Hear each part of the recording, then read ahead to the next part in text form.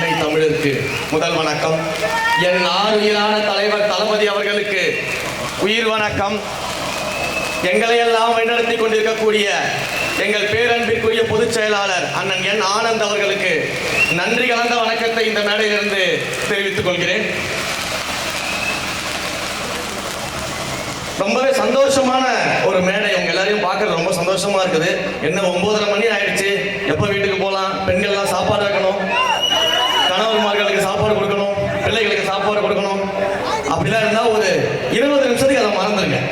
ஒரு 20 நிமிஷத்திற்கு உங்களுடைய விசில் சத்தம் சென்ட் ஜார்ஜ் கோட்டையில் இருக்கக்கூடிய முதலமைச்சர் மு க ஸ்டாலினுக்கு கேட்கும். ஒரு 20 நிமிஷம். இந்த மண்ணில் நான் பேசக்கூடிய முதல் மேடை இது. தஞ்சாவூர் மண்ணில் நான் பேசக்கூடிய முதல் மேடை வாய்ப்பை எனக்கு கொடுத்த அன்பிற்குரிய அண்ணன் விஜய் சரண் அவர்களுக்கு கோடான கோடி நன்றிகளை தெரிவித்துக் கொள்கிறேன். ஏன்னா என்னுடைய முன்னோர்கள் எல்லாம் இந்த ஒருங்கிணைந்த தஞ்சாவூர் மாவட்டத்தில் இருக்கக்கூடிய பல்வேறு இடங்களில் வசித்தவர்கள் தான். அதனால நானும் இந்த மண்ணின் மைந்தன் தான் என்பதை இந்த இடத்துல பதிவு செய்து கொள்வதில் பெருமகிழ்ச்சி அடைகிறேன். உண்மையிலேயே 9:30 மணிக்கு திமுக பேச ஆரம்பிச்சா வெறும் சேர் தான் இருக்கும். இங்க இவ்வளவு பெண்கள், தாய்மார்கள் எல்லாரும் அமர்ந்துகிட்டு சீரியல் பார்க்கிற கூட்டம் இல்ல, சீரியஸா அரசியல் பேசக்கூடிய கூட்டம் இருக்கிறார்கள். இந்த கூட்டத்தை கட்டி ஆளக்கூடிய, அன்பால் ஆளக்கூடிய ஒரு மாவட்ட செயலாளர் அண்ணன் சரவணன் அவர்கள். சாதாரணமா சொல்லலைங்க, பல வருஷத்துக்கு முன்னாடி, ஒரு 7 வருஷத்துக்கு முன்னாடி இந்த விலையில்லா விருந்தினரை தொடங்கினார். தினசரி அவருடைய பதிவு வரும், தினசரி அவர் சாப்பாடு போடக்கூடிய புகைப்படங்கள் வரும். நான் என்ன பண்ணுவேன், வருஷத்துக்கு ஒரு 2-3 தடவை இங்க இருக்கக்கூடிய அம்மன் மாரியம்மனை பார்க்காம என்னுடைய வாழ்நாள் நான் இருந்ததே கிடையாது. நேரா வருவேன், இந்த கோவிலுக்கு வந்து இந்த கோவில்ல அம்மாவை கும்பிட்டுட்டு தான் நான் எல்லா வேலையும் ஆரம்பிப்பேன். எல்லாமே வெற்றியாகத்தான் அமையும். அந்த அம்மாவின் தவப்புதல்வனாக இருக்கக்கூடிய எங்களுடைய மாவட்ட செயலாளர் அவர்களுக்கும் எல்லாமே வெற்றியாக தான் அமையும். அவர் அப்படிதான் ஆரம்பிச்சாரு விலையில்லா விருந்தகத்தை. அன்னைக்கு ஒரு நாள் நான் சொன்னேன், நான் வந்து சாப்பாடு போறேன், ஒரு நாள் என்னுடைய பங்களிப்பா இருக்கட்டும், வாங்க தம்பின்னு கூட்டு போனேன்.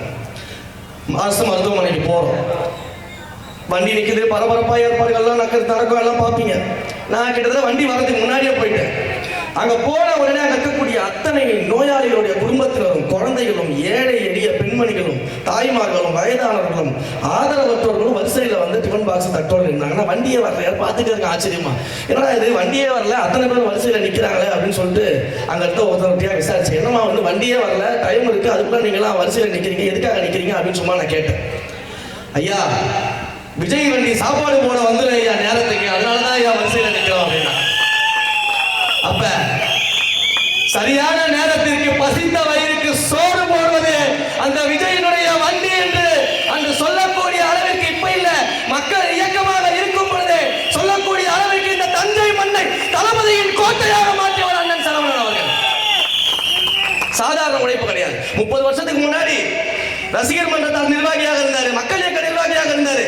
அன்றைக்கு அவர் போஸ்டர் ஒட்டும் பொழுதும், நலத்திட்ட உதவிகள் செய்யும் பொழுதும் நாங்க கட்சி ஆரம்பிப்போம் எங்களுக்கு தெரியாது, அண்ணனுக்கு தெரியாது. தலைவர் வந்து ஒரு கட்சி ஆரம்பிக்க போறாரு, தலைவர் தேர்தலை சந்திக்க போறாரு, அண்ணன் மாவட்ட செயலாளர் ஆக போறாருன்னா அவருக்கு தெரியாது. அவருக்கு தெரிந்ததெல்லாம் என் தலைவர் மக்களுக்கு நல்லது செய்யும் சொன்னாரு, நான் செய்யறேன் அப்படின்னு எந்தவித எதிர்பார்ப்பும் இல்லாம செஞ்சவர். அப்படிப்பட்ட ஒரு மாவட்ட செயலாளர் இன்றைக்கு அவரு பயந்திருக்கிறாரு. இந்த கோபாலபுர குடும்பத்துல நீங்க பார்த்திருப்பீங்க. கோபாலபுர குடும்பத்தை பொறுத்த வரைக்கும் அப்பா கருணாநிதி அவர்களை பேர சொல்லி திரு முதலமைச்சர் மு க ஸ்டாலின் அவர்கள் ஆட்சி அதிகாரத்துக்கு வந்தவர். முதலமைச்சர் மு க ஸ்டாலின் அவர்களின் பேரை சொல்லி உதயநிதி அவர்கள் துணை முதலமைச்சர் ஆயிடுவார். இப்ப உதயநிதி பேரை சொல்லி அவர் பையன் இன்பநிதியை வந்துருவாரு, இவங்க கூட கும்பிடு போட்டுக்கிட்டு இருக்கிறாங்க. ஆனா கோபாலபுர குடும்பத்திலிருந்து வந்தவர்கள் இல்ல, கடைக்கோடி தொண்டனாக சாதாரண குடும்பத்திலிருந்து வந்தவரைய மாவட்ட செயலாளராகி அழகுபடுவதுதான் நம்முடைய தலைவர் தளபதி அவர்கள். என்னடா மாவட்ட செயலாளரை பத்தி இவ்வளவு பேச நினைக்காதீங்க, இதுவே கம்மி. அவரை பத்தி பேசணும் இன்னைக்கு ஒரு நாள் முழுக்க பேசலாம். அப்படிப்பட்ட தஞ்சை மாவட்டத்தை வளப்படுத்தக்கூடிய ஒரு மாவட்ட செயலாளர். ஏன் மாவட்ட செயலாளர் பத்தி பேசுறேன்னா, ஒவ்வொரு மாவட்ட செயலாளர் மட்டும் இல்ல, கடைக்கோடியில் இருக்கக்கூடிய ஒவ்வொரு தொண்டனும் தளபதி தான். நான் அவர்கள் யாரை பற்றி பேசினாலும் என் தலைவரை பத்தி பேசுறதாக அர்த்தம். இப்ப கோபாலபுர குடும்ப விஷயத்துக்கு வந்துருவோம். ஏன்னா அண்ணன் கொள்கை முழக்கமாக முழங்கி விட்டார், ஒரு கொள்கை பீரங்கியாக இன்றைக்கு வெடித்து விட்டார். அதனால கொள்கைகள் எல்லாம் பேசினா போர் அடிக்கல, ஸ்ட்ரைட்டான ஒரு விஷயத்துக்கு வந்துருவோம். இந்த தஞ்சாவூர் மண்ணை பொறுத்த வரைக்கும் நிறைய பெருமைகள் இருக்குது. தஞ்சை பெரிய கோவில் இருக்குது. நாம் தாயாக மதிக்கக்கூடிய தாய்மொழியை உயர்த்தும் பல்வேறு சேவைகள் இந்த மண்ணில் நடந்திருக்கிறது. கலை இருக்கிறது, ஓவியங்கள் இருக்கிறது. அந்த கலைக்கு எடுத்துக்காட்டு தான் நம்முடைய தலைவருடைய கொள்கை பாடலை பாடிய அந்த குழுவினர். அவர்களுக்கு ஒரு மனமார்ந்த பாராட்டு. ஏன்னா இதுவே திமுக காரன் கூட்டமா இருந்தா குத்துப்பாட்டு போட்டு ஆரம்பிச்சிருப்பான், ஒரு ஆடல் பாடல் நிகழ்ச்சி நடத்தியிருப்பான், அரைக்குறை ஆடையோட பெண்களை நடனமாட விட்டுருப்பான். முன்னாடி ஒரு அமைச்சர் உட்கார்ந்து சரியா தெரியலமா, கொஞ்சம் பக்கத்துல வந்து ஆடுமான்னு இருப்பார். ஆனா நம்முடைய கூட்டம் கொள்கை கூட்டம் என்பதற்கு ஒரே ஒரு உதாரணம், கொள்கை பாடலோடு ஒவ்வொரு கூட்டத்தையும் துவங்கி கொண்டிருக்கிறோம் பாருங்க, உறுதிமொழியோடு கூட்டத்தை துவங்கி கொண்டிருக்கிறோம் பாருங்க. அதுதான் கொள்கை கூட்டம், அதுதான் கொள்கை கூட்டம். இப்ப புதுசா என்னவோ தெரியல, ஒரு மாசமா அண்ணன் மு க ஸ்டாலின் அவர்கள் எந்த மேடைக்கு போனாலும் சரி, இல்ல பட்டத்து இளவரசர் உதயநிதி அவர்கள் எந்த மேடைக்கு போனாலும் சரி, கொள்கை இல்லாத கூட்டம் எல்லாம் கூச்சல் போட்டுக்கிட்டு இருக்குது, கொள்கை இல்லாத கூட்டம் எல்லாம் கூச்சல் போட்டுக்கிட்டு இருக்குது, இவர்களால யாருக்கும் எந்த பயனும் இல்லை, அவர்களுக்கே பயன் இல்லை, இப்படிலாம் பேசிக்கிட்டு இருக்கிறாங்க. சரி, இதே மேடையில இந்த தஞ்சை மண்ணில, என்னுடைய மண்ணில இருந்து நான் சவால் விடுறேன், திரு மு க ஸ்டாலின் அவர்களே, இதே தஞ்சையில் எங்கள் அண்ணன் ஒரு மாபெரும் மேடையை அமைத்து கொடுப்பார். எதிர்க்கு எதிராக நீங்க பேசவாங்க, துண்டு சீட்டு இல்ல, மிகப்பெரிய புத்தகத்தையே கூட கொண்டு வந்து எதிர்த்து நின்று பேசுங்க. உங்களுக்கு எதிராக நான் பேச தயாரா இருக்கிறேன். கொள்கையின் அடிப்படையில் நீங்கள் ஆட்சி நடத்தவில்லை, கொள்கை தலைவர்களை நீங்கள் மதிக்கவில்லை, தந்தை பெரியார் வழியில் நீங்கள் நடக்கவில்லை, நான் ப்ரூவ் பண்ணி காட்டுறேன். எதிர்த்து நின்று பேச திரு மு க ஸ்டாலின் அவர்களுக்கு இந்த தஞ்சை மண்ணில் இருந்து சவால் வர தயாரா? கவலைப்படாதீங்க, நீங்க அமைக்கிற மேடையோட மிக சிறப்பான மேடையை கண்ணா அமைச்சு கொடுப்பாரு. உங்களுடைய திமுக உடன்பிறப்புகளுக்கோ இருக்கைகள் அமைச்சு கொடுப்பாரு. பேசுறதுக்கு நீங்க தயார்னா நாங்களும் தயார். உடனே எங்க தளபதி எல்லாம் பேச கூடாதீங்க.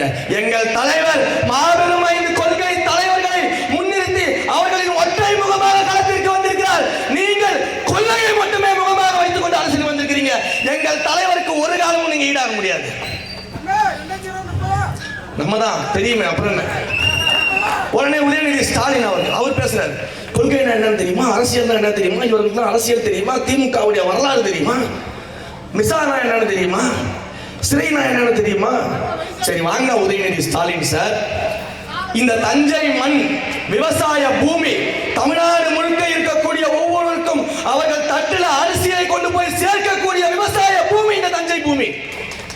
இந்த தஞ்சை பூமியில நான் உங்களை கேள்வி கேட்கிறேன், நான் உங்களை நேரடியாக கேள்வி கேட்கிறேன். இந்த விவசாயிகளுக்காக 2017 அண்ணனுக்கு தெரியும், ஒரு விருது வாங்கக்கூடிய மேடை, சினிமா விருது வாங்கக்கூடிய மேடையில அண்ணன் தளபதி கலந்துக்கிறார் 2017. அந்த மேடையில விருது வாங்கிட்டு படத்தை பத்தி பேசிட்டு பாராட்டிட்டு அவர் போயிருக்கலாம். ஆனா அன்றைக்கு ஒரு முக்கியமான விஷயத்தை ஒன்றிய ஆட்சியாளர்களை எதிர்த்து பேசுறாரு. நடிகராக இருக்கும்போது என்ன பேசினாரு? நாமெல்லாம் 3 வேளை சோறு சாப்பிடுறோம், நம்ம தட்டுல சாப்பாடு இருக்கு, அதனால நமக்கு கவலை தெரியல. ஒருவேளை காசு கொடுத்தா கூட சாப்பாடு கிடைக்காதுன்ற நிலைமை வந்தாதான் உங்களுக்கு எல்லாம் விவசாயிகளோட அருமை புரியும். இந்த நாடு வல்லரசாவதை விட விவசாயிகள் வாழும் நல்லரசாக வாழணும்னு பேசினாரு. அன்னைக்கு அண்ணன் உதயநிதி அவர்களே, கொள்கை பேசக்கூடியவர்களே, பெரிய அரசியல் பின்புலம் இருக்குன்னு சொன்னீங்க, என்ன பண்ணிக்கிட்டு இருந்தீங்க? லாலா கட சாந்தி பூந்தி அப்படின்னு நடனம் ஆடிட்டு இருந்தார் உதயநிதி ஸ்டாலின். என் தலைவர் 2009 2011 காலகட்டங்களிலும் சுட்டுக் கொல்லப்படக்கூடிய மீனவர்களுக்காகவும் ஈழ தமிழர்களுக்காகவும் தன்னுடைய மக்கள் இயக்கத்தை திரட்டி போராட்டம் நடந்து கொண்டிருக்கும் பொழுது உதயநிதி ஸ்டாலின் என்ன பண்ணாரு? அப்படியே ஒரு திரைப்படத்துல பாத்தீங்கன்னா அப்படி சரக்கு பாட்டில திறந்து மூடிய திறந்து குளிக்கல, அப்படி மோந்து பாத்திலே போதையை படுத்துவேன். இந்த காட்சிகள் நடிச்சுட்டு இருந்தார். உங்களுடைய அப்பா மேயராக இருந்தார் பாருங்க, சென்னை மாகாண மேயரா. அப்ப சென்னை வெள்ளத்துல தத்தளிக்கும் பொழுது அங்க இருக்கக்கூடிய மக்களுக்கு அரிசி மூட்டையை வழங்கியவர் என்னுடைய தளபதி. வரலாறு உங்க அப்பாவை போய் கேட்டு தெரிஞ்சுக்கணும், சும்மா மேடையில வந்து வீரவசனம் பேசிக்கிட்டு இருக்க கூடாது. என்ன தைரியம்? 4 படம் நடிச்சுட்டு அந்த 4 படம் ஓடல, யாரும் உங்களை நடிகரா பார்க்கல, சந்தானத்தோட துணை நடிகராக உங்களையே பார்த்தாங்க, காமெடி ஆக்டரா பார்த்துட்டு இருந்தாங்க.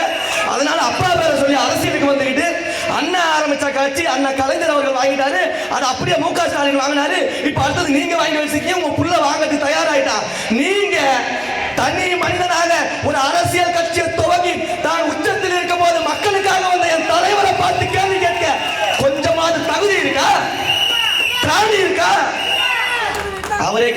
படத்துல, ஏய் பார்த்தா எனக்கு என்னடா அழகு இல்லையா, அறிவு இல்லையா, திறமை இல்லையா, எதுவுமே தான் இல்ல, குடும்ப ஆட்சின்ற ஒண்ணு மட்டும்தான் இருக்குது, வேற எதுவும் கிடையாது. அதை வச்சுதான் அதிகாரத்துக்கு வந்துட்டு இருக்காங்க. ஆனா பெண்களே நீங்க ஒரு விஷயத்தை கவனிக்கணும், நீங்க தான் முக்கியமா கவனிக்கணும். அதே கோபாலபுர குடும்பத்துல கூட பெண்ணாக பிறந்த அக்கா கனிமொழியை துணை முதலமைச்சராக்கல, ஆணாக பிறந்தவர் மட்டும்தான் ஆட்சி அதிகாரத்துக்கு வர முடியும். பெண்களை கூட அரசியலில் ஏற்க மாட்டாங்க. கேட்டா சமத்துவ கொள்கையை பேசுவாங்களா? இதுக்கு பேர் சமத்துவமா? எங்க அண்ணன் பாருங்க, எத்தனை பெண்களுக்கு மேடையில பேச வாய்ப்பளிச்சாரு. என் தளபதியை பாருங்க, மேடையில சரிபாதி பெண்களை அமர வச்சாரு. இதுதாங்க சமத்துவம், இதுதாங்க சம வாய்ப்பு கொடுக்கிறது, சம உரிமை கொடுக்கிறது, இதுதானே எல்லாமே. அப்ப இது நாங்க கொள்கையை பத்தி பேச ஆரம்பிச்சா இப்படிதான் பேசுவோம். சரி, சமூக நீதி. திராவிட முன்னேற்ற கழகத்தின் அடித்தளமே சமூக நீதி தானா? பேஸ்மெண்டே சமூக நீதி தானா? கொண்டு போய் புதைச்சிட்டாங்க பூமிக்குள்ள, கொண்டு போய் புலமாக்கி சமூக நீதியை புதைச்சாச்சு. மேல வந்து கோபாலபுரம் வீட்டை கட்டியாச்சு. கேட்டா கொள்கை. சரிங்க, சமூக நீதி எதன் அடிப்படையில், எந்த சாதியின் அடிப்படையில் ஒருவருக்கு வாழ்வில் எந்த விதமான வாய்ப்புகளும் மறுக்கப்பட்டிருந்துச்சோ அந்த சாதியின் அடிப்படையிலே அவர்கள் வாழ்வில் மேற்கோறி வர வேண்டும் என்று சமூக நீதிக்காக போராடிய தந்தை பெரியாரையும் அண்ணன் அம்பேத்கரையும் நாங்கள் கொள்கை தலைவராக வச்சிருக்கிறோம். தந்தை பெரியார் அவர்கள் என்ன பண்ணாரு? சாதியை ஒழிக்கணும்னு சொல்லி என்ன பண்ணாரு? தன்னுடைய பேருக்கு பின்னால் இருந்த சாதி பெயரை நீக்கிய ஒரு மாபெரும் சமூக புரட்சியாளர் தந்தை பெரியார் அவர்கள். அவர் பிறந்த ஈரோட்டு மண்ணுல இந்த இளவரசர் ஒரு கூட்டத்தை கூட்டு தொலைச்சிட்டாங்க. சமூக நீதி சமூக நீதி சொல்ற இளவரசர் போயிட்டாப்புல அந்த ஈரோட்டு மண்ணில் நடக்கக்கூடிய ஒரு கூட்டத்தில் பேசுறாரு. நான் என்னடா பேசுவாரு அப்படின்னு ஈரோட்டு மண்ணில் வேற பேசுறாரு. பெரியாரை பத்தி பேசிடுவாரா, பெண் விடுதலையை பத்தி பேசிடுவாரா, சமூக நீதியை பேசிடுவாரா, சாதி ஒழிப்பை பேசிடுவாரா அப்படின்னு பார்த்தா இந்த சமூக நீதி பேசக்கூடிய திமுக சொல்ற கட்சியில வந்திருக்க உதயநிதி ஸ்டாலின் துணை முதலமைச்சர் என்ன பேசுறாரு தெரியுமா? அந்த மேடையில வச்சு எந்த தன்னுடைய பெயருக்கு பின்னால் இருந்த சாதி பெயரை நீக்க பெரியார் பிறந்த மண்ணில் நின்று பேசுறாரு. அதை நடத்திய நிர்வாகியின் பெயரை 20 முறை சாதி பெயரை சொல்லி பேசிக்கிட்டு இருக்கிறார். சாதி பெயரை சொல்லி சொல்லி சொல்லி கூப்பிட்டு இருக்கிறார் உதயநிதி ஸ்டாலின். இது சமூக நீதியா? இது பெரியாரிசமா? இது ஃப்ராடிசம். நீங்க பண்றது பெரியாரிசம் கிடையாது. ஓட்டு வங்கிக்காக, இந்த வாக்குகளை பெறுவதற்காக சாதி அரசியல் செய்யக்கூடிய ஒரு கட்சி தமிழ்நாட்டில் இருக்குன்னா அதுல முதன்மையான கட்சி திமுக தான். கேட்டா பெரியாரிசம் பேசுறாங்க. அண்ணன் மு க ஸ்டாலின் அவர்கள் ஒரு ஆர்டர் பாஸ் பண்றாரு. நாங்க வந்து பாலங்கள், மேம்பாலங்கள்ல, தெருக்கள்ல இருக்கக்கூடிய சாதி பெயரெல்லாம் ஒரே நாள் இரவோடு இரவாக நீக்க போறோம் அப்படின்னு சொல்லிட்டு ஒரு கவர்மெண்ட் ஆர்டர் பாஸ் பண்ணி அடுத்த நாள் காலையில் எல்லா பேரையும் தெரு பெயர்லாம் மாத்திட்டாங்க. எல்லாம் படிச்சிருப்பீங்க நியூஸ்ல. ஆகா, எப்படியெல்லாம் சாதியை நீக்கிறாரு பாருங்க, எப்படியெல்லாம் சாதியை ஒழிக்கிறாரு பாருங்க அப்படின்னு எல்லாம் பார்த்துருப்போம். ஆனா ஊருக்கெல்லாம் அப்பான்னு சொல்லக்கூடிய முதலமைச்சர், ஊருக்கெல்லாம் வழிகாட்டுன்னு சொல்லக்கூடிய முதலமைச்சர் தன்னுடைய சொந்த பிள்ளைக்கே சாதி ஒழிப்புனா என்னன்னு சொல்லி கொடுக்க தெரியாத அப்பாவா இருக்கிறார். சொல்லி கொடுத்திருந்தீங்கன்னா இந்த ஈரோட்ல போய் சாதி பேரை சொல்லி சொல்லி உதயநிதி பேசியிருப்பாரா? அந்த எண்ணம் வருமா? பெரியார் வழியில் வந்தவர்களுக்கு அந்த எண்ணம் வருமா? வராது. அப்ப இவங்களுடைய கொள்கை இவ்வளவுதான், இவங்களுடைய கோட்பாடு இவ்வளவுதான். என்ன இவங்க கொள்கை, என்ன இவங்க கோட்பாடு? கொள்ளையடிக்கிறது, கொள்ளையடிக்கிறது, கொள்ளையடிக்கிறது. இது ஒண்ணு மட்டும்தான் கொள்கை, கோட்பாடு, குறிக்கோள் எல்லாமே. அதுலயும் அந்த ஒரு குடும்பம் மட்டும் தான் கொள்ளையடிக்கணும், வேற எந்த குடும்பமும் கொள்ளையடிக்கூடாது. கோபாலபுரத்தில் இருக்கக்கூடிய ஒரே குடும்பம் கொள்ளடிக்கணும், தமிழ்நாட்டை தான் பேர் எழுதி வாங்கியிருக்கோம். இவ்வளவுதான் இவங்களுடைய வேலை. சட்ட ஒழுங்கு, சட்ட ஒழுங்கு சந்தி சிரிச்சுக்கிட்டு இருக்கு. இந்த இவ்வளவு பெண்கள் இருக்கிறீங்களே, தெருவில் நடமாடுறீங்க, வீட்டுக்குள்ள இருக்க பெண் குழந்தைகள், மாணவிகள் வேலைக்கு போயிட்டு வராங்க. ஒரு நாள் காலையில போய் சாயங்காலம் வீடு திரும்ப வரைக்கும் பயப்படாம ஒரு பெண்மணி இந்த ஊர்ல இருந்திருக்கீங்களா? இந்த தமிழ்நாட்டில் இருக்கிறாங்களா? வயிற்றுல நெருப்பு கட்டிக்கிட்டு இருக்காங்க. நெருப்பு கட்டிக்கிட்டு இருக்கீங்களா இல்லையா? இதுக்கு பேர் சட்ட ஒழுங்கா? இதுக்கு சென்னையில் ஒரு விஷயம் நடந்தது. பீகாரை சேர்ந்த ஒரு குடும்பங்க, சொல்லும் போதே கண்ணெல்லாம் கலக்குதுங்க. பீகாரை சேர்ந்த ஒரு குடும்பம், ஒரு இளைஞர் என்ன பண்றாரு? வேலை வாய்ப்பு தேடி ஊருக்கு வந்துடுறாரு, சென்னைக்கு வந்துடுறாரு. அங்க ஒரு கல்லூரியில வேலைக்கு சேர்ந்துடுறாரு. அவருடைய குடும்பம் வந்துடுது. அவருக்கு ஒரு குழந்தை இருக்குது, மனைவி குழந்தையோட வந்துடுறாரு. அவர் வேலையில ஈடுபட்டு இருக்கக்கூடிய பணிகள் இருக்கும் போது அங்க தனியாக இருந்த அவருடைய மனைவி கிட்ட சில காட்டு மிராண்டிகள் அந்த பெண்ணை பாலியல் வன்கொடுமை செய்து அந்த கதறல் சத்தம் கேட்கும் போது அந்த புருஷன் ஓடோடி வந்து பார்க்கறான். தடுக்கிறதுக்கு வரான் சென்னையில். தடுக்கும் போது அவனை போட்டு மிருகத்தனமா அடிச்சு அந்த பெண்ணை கொலை செய்து, அந்த பெண் எங்க இருக்காங்கன்னு தெரியாத போது எங்கேயோ ஒரு மூலையில குப்பை கொட்டக்கூடிய இடத்துல புதைச்சு வச்சிருந்தாங்க. அந்த பெண்ணை புதைச்சு வச்சிருந்தாங்க. அந்த கணவன் தேடி கண்டுபிடிக்கணும்னு சொல்லிட்டு போறாரு. தேடி கண்டுபிடிக்கணும்னு சொல்லி போறாரு. அங்கதான் அதிர்ச்சியே இருக்கு. அந்த பெண்ணை மட்டும் இல்லம்மா, அவங்களுடைய அழகான 2 வயசு குழந்தையும் சேர்த்து கொண்டு புதைச்சாங்க. அப்ப சமூக விரோதிகளுக்கு தமிழ்நாட்டில் இவ்வளவு தைரியம் இருக்குன்னா அதுக்கு ஒரு காரணம் என்ன தெரியுமா? இந்த கையாளாத முதலமைச்சர் இருக்கிறதுனாலதான். கோபம் வருமா வராதா? 2 வயசு குழந்தைங்க, 2 வயசு குழந்தை. இதுக்கெல்லாம் என்ன காரணம்? அவ்வளவு மதுபானம் விற்கிறாங்க. ஆட்சிக்கு வர்றதுக்கு முன்னாடி மதுபானத்தை ஒழிச்சிருவோம். 2016 தேர்தல் அறிக்கை இன்றைக்கு இணையதளத்தில் எடுத்து பாருங்க. திமுக முதல் கையெழுத்து பூரண முதல்வருக்கு அறிவிச்சாங்க. கொரோனா காலகட்டத்தில் வீட்டு வாசல கருப்பு கொடியை ஏன் நின்று டாஸ்மாக் எதுக்குன்னு கேட்டாங்க. ஆட்சிக்கு வந்ததுக்கு அப்புறம் ஏங்க ஒயின் ஷாப் மூடலன்னு கேட்டா, நான் போன வாரம் சொன்னேன், இந்த வாரம் சொன்னேன், வடிவேல் மாதிரி பேசிட்டு இருக்காரு அங்க இருக்கக்கூடிய ஆட்சியாளர். இன்னைக்கு ஒயின் ஷாப்புடைய வருமானம் எவ்வளவு தெரியுமா? 60,000 கோடி நெருங்கிட்டு இருக்குது ஒயின் ஷாப்புடைய வருமானம். இந்த 5 ஆண்டுகள்ல 60,000 கோடிக்கு ஒயின் ஷாப் வருமானத்தை உயர்த்ததை தவிர்த்து திமுக செஞ்ச ஒரு சாதனை சொல்ல முடியுமா? இங்க யாராச்சும்? நானே சொல்லுவேன், இன்னொரு சாதனை இருக்கு. கேள்வி கேட்டு நானே பதிலும் சொல்லுவேன். திமுக செஞ்ச ஒரே சாதனை இல்ல, 2 சாதனை இருக்கு. இப்ப நான் ஞாபகத்துக்கு வந்துச்சு. 2 சாதனை. வீரன் அப்படின்ற ஒரு புது வகை மதுபானத்தை கண்டுபிடிச்சு விற்பனை செஞ்சது. தன்னுடைய சொந்த கட்சிக்குள்ள தேசிய அளவில் கஞ்சாவை விற்பனை செய்யக்கூடிய கஞ்சா வியாபாரி ஜாபர் சாதிக்க வச்சிருந்தது. இது 2 தவிர்த்து திமுக செஞ்ச சாதனை என்ன தமிழ்நாட்டில்? என்ன கதி பேசிட்டு இருக்க நினைக்காதீங்க, அவ்வளவு கோபம் வருது. ஒரு முதலமைச்சருக்கு சொந்த கட்சியில் இருக்கக்கூடிய காவல்துறை கையில் வச்சிருக்கக்கூடிய முதலமைச்சருக்கு சொந்த கட்சியில் இருக்கக்கூடிய கஞ்சா வியாபாரியை கண்டுபிடிக்க முடியும்னா எதுக்கு நீங்க முதலமைச்சரா இருக்கணும்? எதுக்கு ஆட்சி அதிகாரத்தில் இருக்கணும்? ஆனா வீடியோ மட்டும் போட்டுறது. ஆக கடைகளா குடிக்க கூடாது, ஐயா ஒயின் ஷாப்பை க்ளோஸ் பண்ணுங்க, அதெல்லாம் கேட்காதீங்க, நீங்க குடிக்க கூடாது. ஆக போதைப் பொருளுக்கு அடிமையாகாதீங்க, ஐயா கஞ்சா வியாபாரம் கட்சிக்குள்ள இருக்கான், அதெல்லாம் நீ கேட்கக்கூடாது, நீ கஞ்சா பயன்படுத்தக்கூடாது. அப்ப ஆட்சி அதிகாரத்தில் இருந்துகிட்டு இதையெல்லாம் தடுக்க முடியாத ஒரு முதலமைச்சர் அறிவுரை சொல்லி மக்களை ஏமாத்திக்கிட்டு இருக்காரு. கேட்டா நான் தான் உங்களுக்கு அப்பாங்கிற. யாருக்காவது அப்பான்னு கூப்பிட மனசு வருமா? யாருக்காவது வருமா? வாய்ப்பு சொல்லுங்க, வருமா? எப்படி வரும்? மாமாவா? அது யாரு? புதுசா இருக்கு. இப்படிப்பட்ட ஒரு ஆட்சி நடந்துகிட்டு இருக்குது. ஊழல் எல்லா அமைச்சர்கள் மேலேயும் ஊழல், எங்க பார்த்தாலும் அமைச்சர் மேல ஊழல். இந்த மதுரையில் இருக்கக்கூடிய ஒரு அமைச்சர் இருக்காரு, KN நேருன்னு ஒருத்தர் இருக்காரு. ஈடி கடிதமா எழுதிக்கிட்டு இருக்குது, ஐயா உங்களுடைய துறையில் அவ்வளவு ஊழல் நடந்திருக்கு. பாவங்க எங்க இளைஞர்கள்லாம், படிச்ச இளைஞர்கள்லாம் வேலை வாய்ப்பு கிடைக்காம ஒவ்வொருத்தரும் அரசு வேலை வாய்ப்புக்காக அத்தனை வருஷம் படிச்சு கஷ்டப்பட்டு தேர்வு எழுதி வந்தா அவங்க காசு கேட்கறது, வேலைக்கு காசு கேட்கறது ஒரு பக்கம் இருக்கும். கர்மம் 9,000 பேருக்கு வைக்கக்கூடிய எக்ஸாம கூட உறுப்பினர் ஒரு ஆட்சி நடந்துட்டு அவன் எத்தனை வருஷம் அதுக்காக உழைச்சிருப்பான்.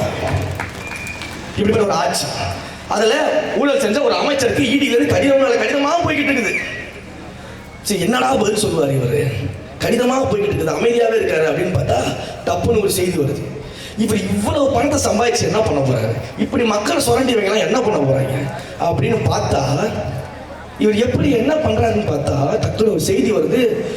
இவர் அன்னதானம் பண்றதுக்கு திருப்பதி உண்டியில 40 லட்சம் ரூபாய் போடுறாங்க. தமிழ்நாட்டில் இவர் எம்எல்ஏவா செலக்ட் ஆவாரா? தமிழ்நாட்டு மக்களுடைய ஓட்டு வேணுமா? தமிழ்நாட்டு மக்களுடைய வாக்களிச்சு அதனால இவர் அமைச்சர் ஆவாரா? தமிழ்நாட்டு மக்கள் சுரண்டி ஊழல் பண்ணுவாரா? தமிழ்நாட்டு மக்களுடைய குடும்பத்தெல்லாம் கெடுத்துருவாரா?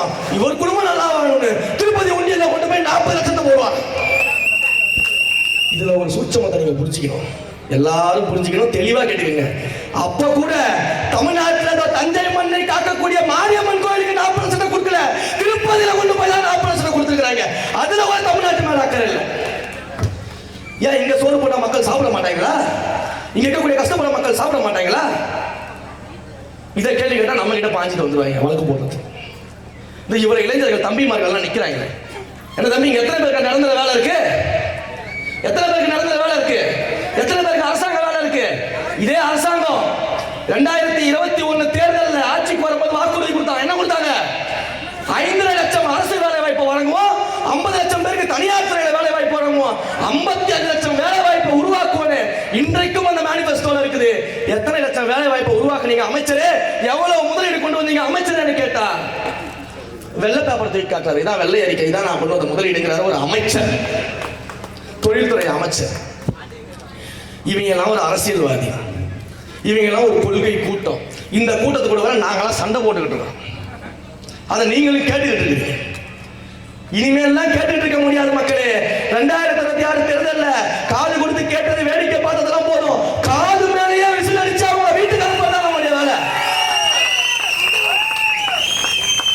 ஒன்னா ரெண்டா எவ்வளவுனா பேசுறது, பேசினா நைட்டு முழுக்க பேசிக்கிட்டு இருப்பேன். அவ்வளவு பண்ணி வச்சிருக்காங்க.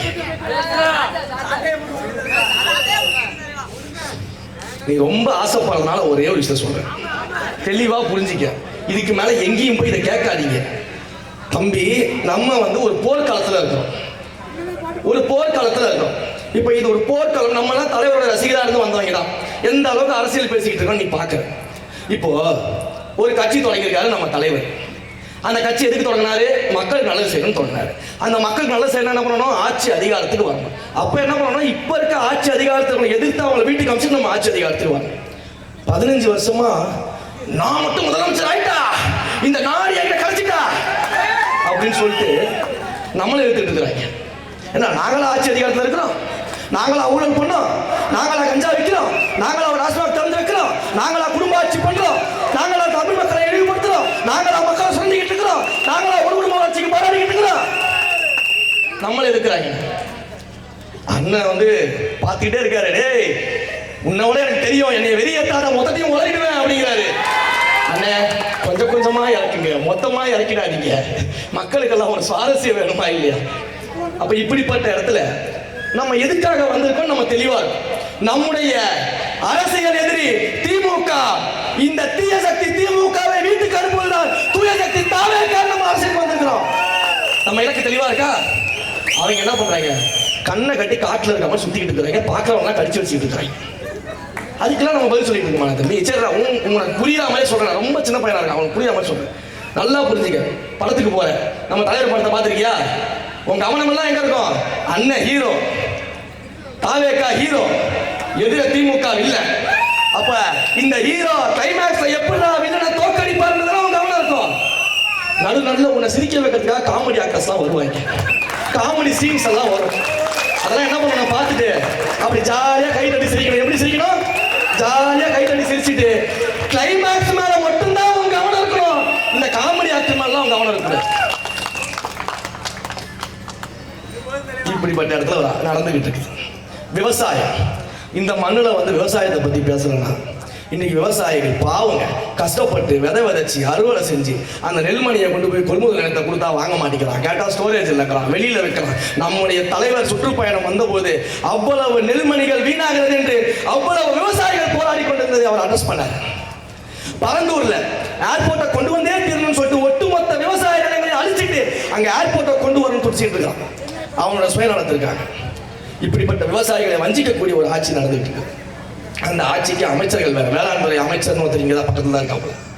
இப்படிப்பட்ட சூழல் தான் ஒரு ஆட்சி நடந்துட்டு இருக்கு. அமைச்சர் தான் இங்க ஒரு அமைச்சர் இருக்காரு, தஞ்சாவூரை சேர்ந்தவர். அவர் இந்த தஞ்சை மண்ணுக்கு ஒரு பெரிய, எங்க அண்ணன் பிறந்த மண்ணு கரந்தை, என் கொள்ளுப்பாட்டியோட ஊரு கரந்தை தான். அதனால நான் பெருமையா சொல்றேன். கரந்தை மண் தமிழ் சங்கம்னா உலகத்துக்கே தெரியும், தமிழுக்காக சேவையாற்றிய ஊருன்னு சொல்லிட்டு. அந்த தஞ்சாவூர் மாவட்டம் மண்ணில் இருக்கக்கூடிய அமைச்சர் திருக்குறள் சொல்ற. என்ன திருக்குறள் சொல்றாரு தெரியுமா? அங்க பாப்பா உட்கார்ந்து இருக்கு பாருங்க. அந்த பாப்பா கிட்ட சொன்னா கூட 10 திருக்குறள் அழகா சொல்லி முடிச்சிடும். அழகா ஒரு புலி தப்பு இல்லாம சொல்லி முடிக்கும். அந்த அமைச்சர் சொன்ன திருக்குறளை மட்டும் உங்களுக்கு போட்டு காட்டுறேன். தயவு செஞ்சு இவையெல்லாம் ஒரு அமைச்சராக இருக்கிறதுக்கும் உயர்கல்வித்துறையை பார்க்கறதுக்கும் தகுதி இருக்குதா இல்லையான்றதை நீங்க முடிவு பண்ணிடணும். அவர் சொன்ன திருக்குறளை போட்டு காட்டுறேன் பாருங்க. இகழ்வாரை தாங்கும் நிழல் நிலமோடு தன்னை இகழ்வாரை பொறுத்தல் தலை கற்க கசடர் கற்க கசடர் கற்க.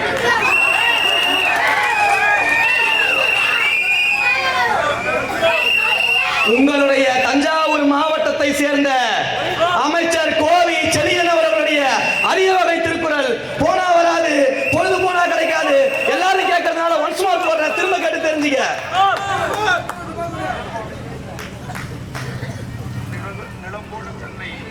இகழ்வாரை தாங்கும் நிழல் நிலமோடு தன்னை இகழ்வாரை பொறுத்தல் தலை கற்க கசடர் கற்க கசடர் கற்க கற்றபின்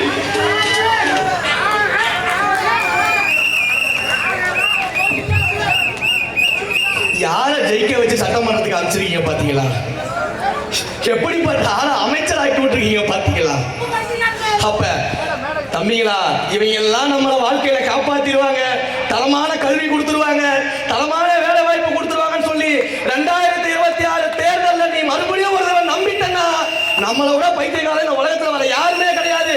உங்களை எல்லாரையும் காப்பாற்றி அடுத்த தலைமுறை வாழ்க்கையை முன்னேற்றுவதற்கு ஒரே ஒரு வாய்ப்பு, ஒரே ஒரு தலைவர், என்னுடைய தலைவர் தளபதி அவர்கள் மட்டும்தான்.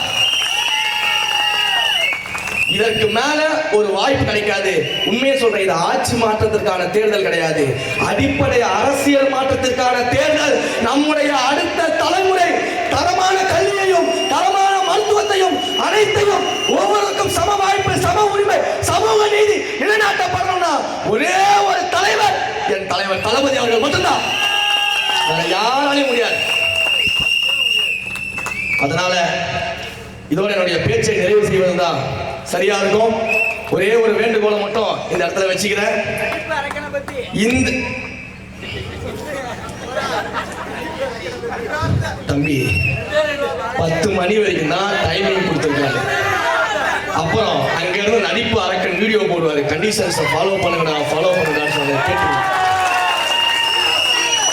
ஆனா அவங்களுக்கே கண்டிஷன் தான் என்னன்னு தெரியாது. அவங்க கண்டிஷன் 2026 ரொம்ப சீரியஸ் கண்டிஷனா இருக்கு, ஐசியூல இருக்கிறாங்க. அதனால நீ ஒவ்வொருத்தரை பத்தியா கேட்டுக்கிட்டு இருப்பேன், நானும் பேசிக்கிட்டு இருப்பேன். வழக்கணும் என் மேலேயும் அண்ணன் மேலேயும் தான் போடுவாங்க. ஐயா முத்துப்பாண்டி ஐயா உங்க மேலேயும் போடுவாங்க. அப்புறம் 3 பேரும் சேர்ந்து மாரியம்மன் கோயில தான் முறையிடணும், என்னை காப்பாத்து தாயே அப்படின்னு. அதனால சிரிச்சது போதும், சீரியஸாக சிந்திங்க. சிரிப்பதற்கு மட்டும் இல்ல, சிந்திப்பதற்காகவும் சொல்றேன். இந்த தஞ்சாவூர் சட்டமன்ற தொகுதியில தளபதி யாரை வேட்பாளராக நிறுத்துகிறாரோ,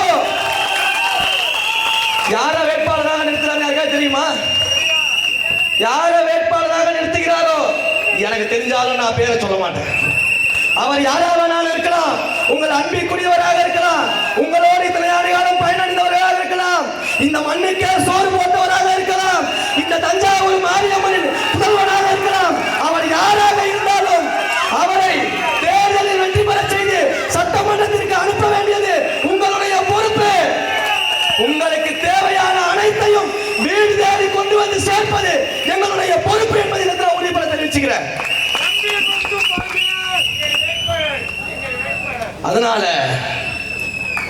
சின்ன பசங்கன்னு சொல்லுவாங்க, சின்ன பசங்களை வச்சுலாம் அரசியல் பண்ண முடியாது, ஜெயிக்க முடியாது, விளையாட்டு வேணா காட்டலான்னு சொல்லுவாங்க. அவங்களுக்கு நான் ஒன்னே ஒண்ணு மட்டும் சொல்லிட்டு என்னுடைய பேச்சை முடிச்சுக்கிறேன். இந்த சின்ன பசங்க 2026 தேர்தலில் உங்கள் ஆட்சிக்கு முடிவுரை எழுதி எங்கள் தலைவரின் நல்லாட்சிக்கு